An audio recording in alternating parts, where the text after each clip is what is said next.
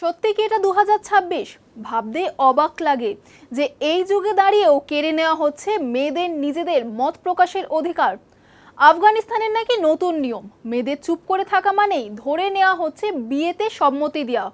আর এই সিদ্ধান্ত জুড়ে বিশ্ব জুড়ে উঠেছে তীব্র প্রতিবাদ।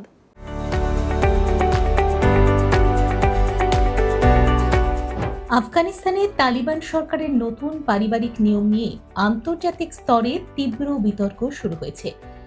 এই নিয়ম অনুযায়ী কোনো মেয়ে বয়ঃসন্ধিতে পৌঁছানোর পর বিয়ের প্রস্তাবে চুপ থাকলে সেটিকে সম্মতি হিসেবে ধরা হতে পারে।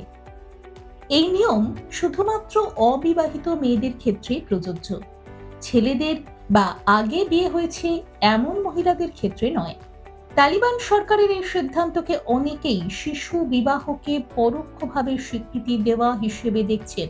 মানবাধিকার সংগঠনগুলির মতে এতে মেয়েদের মতামত ও অধিকার সম্পূর্ণভাবে উপেক্ষা করা হচ্ছে।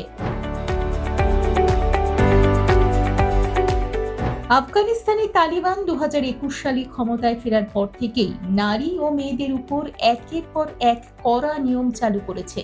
স্কুলে যাওয়া, কাজ করা এবং সমাজে অংশ নেওয়ার ক্ষেত্রেও নানা সীমাবদ্ধতা আরোপ করা হয়েছে। এই নতুন নিয়ম সেই পরিস্থিতিকে আরো কঠিন করে তুলছে। বিশ্বজুড়ে এই সিদ্ধান্তের তীব্র সমালোচনা হয়েছে। বিশেষজ্ঞরা বলছেন, বিয়ের মতো গুরুত্বপূর্ণ বিষয়ে স্পষ্ট সম্মতি ছাড়া কোনো সিদ্ধান্ত গ্রহণ করা উচিত নয়। নীরবতাকে সম্মতি হিসেবে ধরা হলে তা জোর করে বিয়ে দেওয়ার ঝুঁকি বাড়ায়। তালিবান সরকার বলছে এই নিয়ম তাদের ধর্মীয় ব্যাখ্যার উপর ভিত্তি করে তৈরি। তবে আন্তর্জাতিক মহল এই যুক্তিকে গ্রহণ করছে না এবং দ্রুত এই নিয়ম পরিবর্তনের দাবি জানাচ্ছে। এই সিদ্ধান্ত শুধু একটি আইন নয়, এটি হাজার হাজার মেয়ের ভবিষ্যতের সঙ্গে জড়িত।